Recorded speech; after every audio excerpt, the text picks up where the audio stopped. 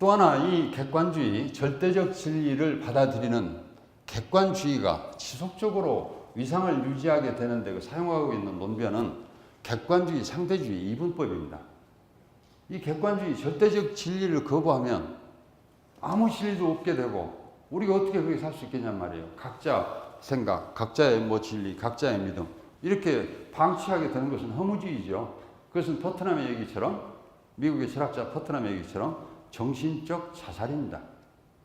우리는 아무것도 할 수 없고 각자 자기 믿음을 선택하고 자기 행동을 선택하고, 그러니까 이리 갈 수는 없겠다고 말이에요.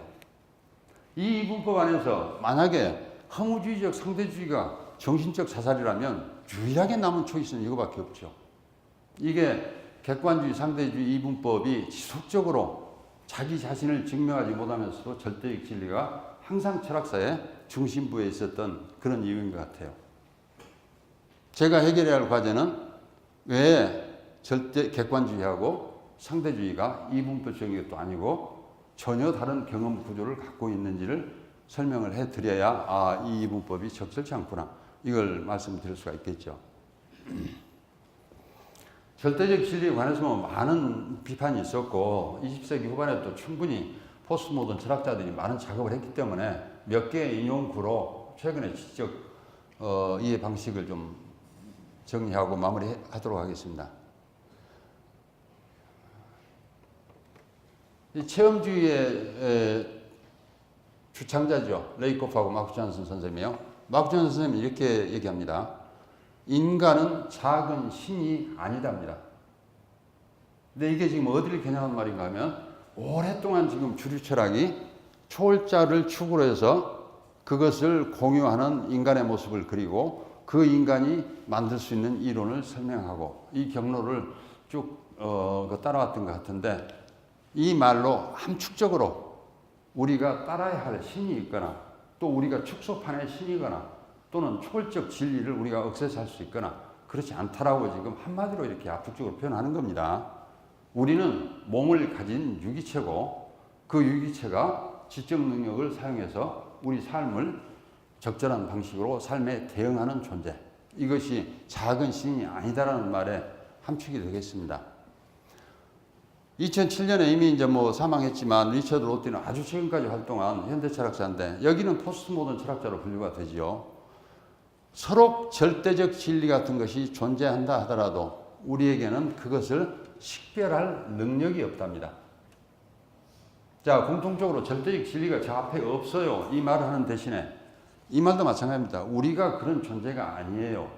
두 번째 말도 마찬가지죠. 절대적 진리가 없어요, 이렇게 말하는 대신에 눈앞에 주어져도 우리 앞에 주어지는 수많은 진리 중에 과연 어떤 것이 절대적인지를 우리가 식별할 능력이 없는 겁니다.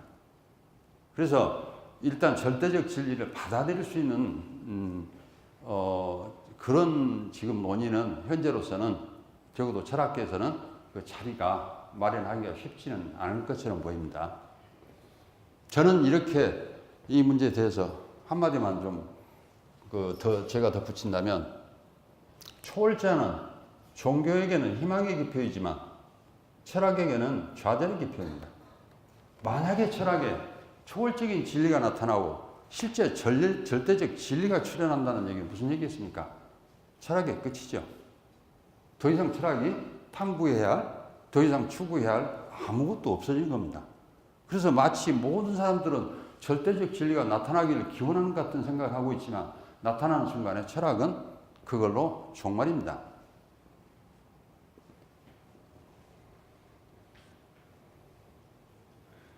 이 부분은 약간 좀 설명을 해드릴 필요가 있을까 싶긴 한데, 저는 초월 이론이 필연적으로 이론을 만드는 순간부터 역설에 마주치게 된다고 생각합니다. 그 두 가지 역설은 관여의 역설하고 일반성 역설입니다.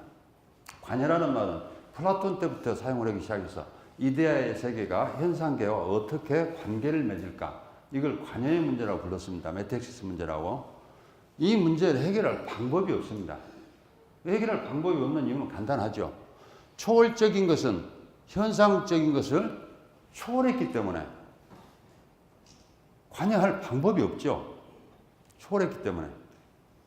그런데 이론상 현상계를 초월해서 현상계에 관여하지 않으면 알 방법이 없죠. 그러니까 초월은 해 있으면서도 현상계에 관여해야만 되는, 처음부터 이런 곤란한 그 역설을 안고 출발하는 게 초월 이론입니다. 지금까지 제가 검토해본 모든 초월 이론은 단 하나도 예외 없이 이 문제를 해결 못합니다. 자, 그래서 예를 들면 뭐 철학이론이라고 부르긴 그렇지만 기독교가 신과 인간 사이를 어떻게 설명하려고 애쓰는지 다 짐작해 보시면 알으시겠죠. 중간자를 설정해서 이렇게 저렇게. 두 번째, 뭐 주의의 리와 기. 리는 초월적 원리죠. 우리의 도덕 원리예요. 리하고 기 관계를 설명하는데 무수히 많은 은유들이 동원이 됩니다. 은유의 역사입니다.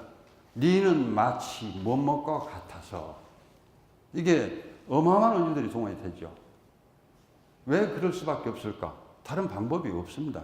리는 마치 태양과 같아서, 리는 하나이지만, 리는 마치 달과 같아서 달은 하나이지만 우물에마다 달의 모습이 다 비치고 그것을 이일 분수 이런 식으로 설명을 하죠. 하나와 다의 관계가 어떻게 돼 있을까? 그런데 이게 성공할 수 없다는 말입니다. 제가 볼 때는 성공할 수 있는 방법이 없어요. 두 번째 역설은, 자, 만약에 혹연 이것이 성공했다 하더라도, 초월자와 현상계의 관계가 적절하게 설명됐다 하더라도 일반성 역설이라는 문제가 있다고 봅니다. 모든 인간에게 정말 초월이 다 가능하면 초월이라고 이름 붙일 이유도 없지요. 그냥 동네 사건이지요. 특별히 초월이라고 이름 붙일 이유가 없잖아요. 만약에 초월이 특수한 사람에게만 가능하다라고 어떤 이론이 가르친다면 그건 신비주의죠.